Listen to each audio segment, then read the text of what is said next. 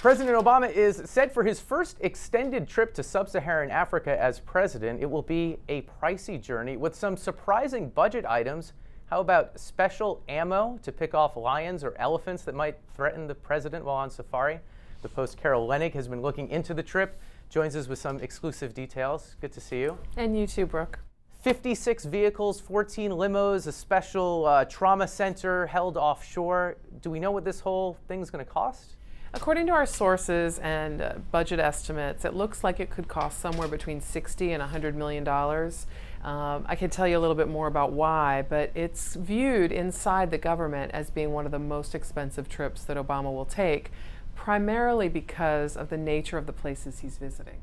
There's not as much help from the host countries. Correct. I mean, post 9/11, presidents generally and the Secret Service have tried to avoid relying on sort of local governments, particularly in third world countries, to provide kind of backup. What else kind of is striking about this What trip? I find sort of surprising about this trip, because really most people don't get this kind of classified information, is just what it takes.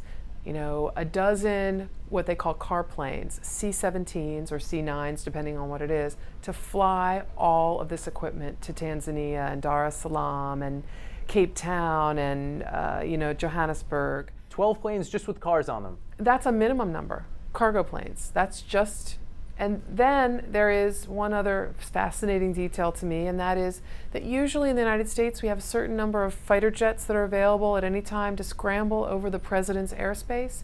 In this case, in these countries, I'm told that we're going to have fighter jets sent over there to run 24/7 shifts, scrambling over the airspace, flying around the whole time he's there, in case of any strange plane that might get in his zone.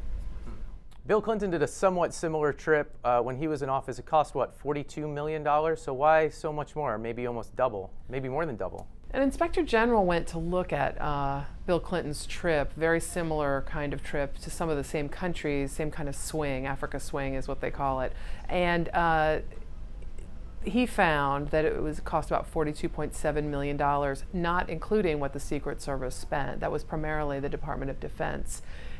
You can imagine why dollars are going to be higher from 1998 in a trip by Clinton to 2013 with President Obama.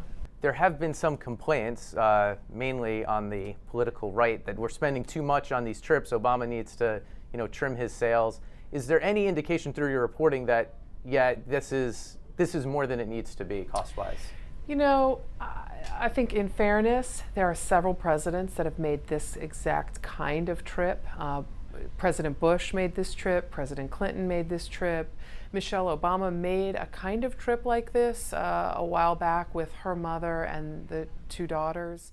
And so it is not, unbelievable that the president would want to go to this place. It's really about timing. In the era of the sequestered, the Secret Service is so strapped they can't do White House tours. How are they paying for this thing?